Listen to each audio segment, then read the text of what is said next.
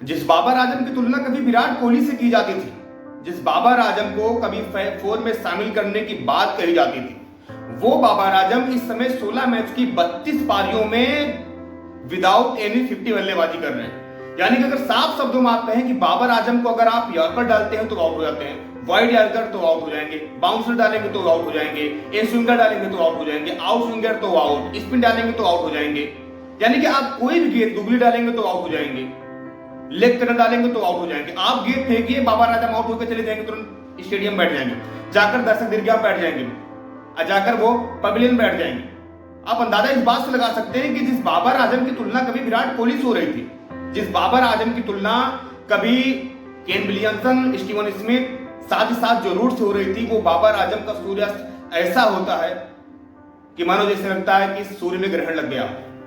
बाबर आजम का लास्ट तक जब आया था तो आपको जानकर हैरानी होगी, उस समय डेविड वार्नर और शिखर धवन एक्टिव क्रिकेटर हुआ करते थे। उस समय इमरान खान पाकिस्तान के प्रधानमंत्री हुआ करते थे। उस समय इंग्लैंड की टीम T20 और वनडे वर्ल्ड कप दोनों की विजेता थी। उस समय हार्दिक पांड्या गुजरात टाइटंस के कप्तान थे। यानी कि अरसे बीत गए, बाबर आजम को शतक लगाए, शतक छोड़िए आप, अर्धशतक लगाए अरसे बीत गए।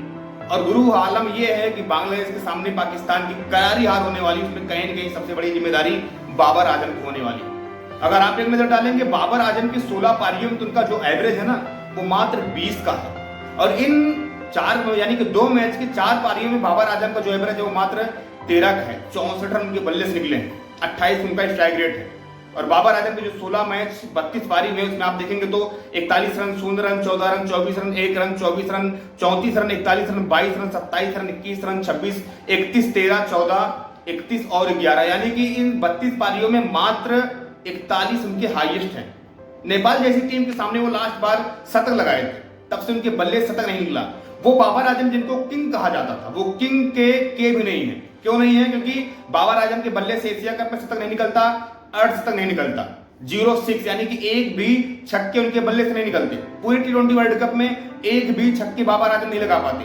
और साथ ही साथ आप देखेंगे तो जिस तरीके से उनकी बल्लेबाजी रही, वो कहीं न कहीं बहुत ज्यादा पाकिस्तान की टीम के साथ साथ बाबर आजम को भी अब आलोचनाओं में लेकर घुस गई है। लोग तो यहां तक कह रहे भैया इनका मैच कनाडा से करवा दीजिए, यूएसए से करवा दीजिए, इनका मैच नेपाल से करवा दीजिए, ये शायद तब इनका फॉर्म वापस आ सके। लोग ये भी कह रहे हैं कि बाबर आजम को लोग जो कहते थे ना कि ये छोटे टीम के खिलाड़ी है, भैया हकीकत है बांग्लादेश की टीम बहुत बड़ी है, ये बांग्लादेश सामने नहीं चल पाएंगे।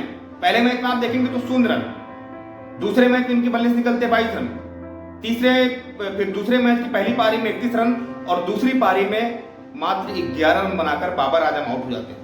और बाबर आजम ऐसा भी नहीं कि वो टीम बहुत ज्यादा फंसी थी, इनको निकालना था, इनके ऊपर बहुत ज्यादा प्रेशर था या टीम बहुत अच्छा खेल रही थी, ऐसा कुछ नहीं था। बाबर आजम जब पहले मैच में आउट होते हैं तो उस दौरान पाकिस्तान का स्कोर 16-3 था। तब वहां पर बाबर आजम के कंधों पर जिम्मेदारी थी कि पाकिस्तान की टीम को उभारे।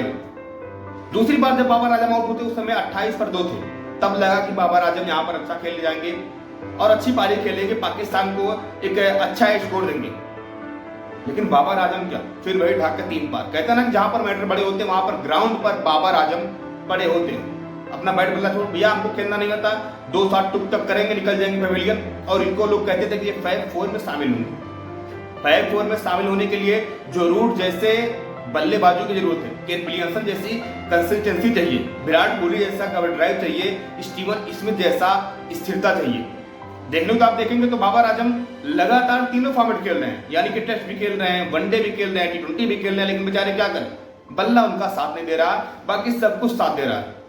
हर तरफ केवल आलोचना हो रही है, उनकी तारीफ कहीं हो ही नहीं रही है। और तारीफ ना होने की सबसे बड़ी वजह यही है कि अगर आप खेल नहीं सकते तो आप काहे के किंग, अगर आप अपनी टीम को परेशानियों से नहीं निकाल सकते तो काहे का किंग।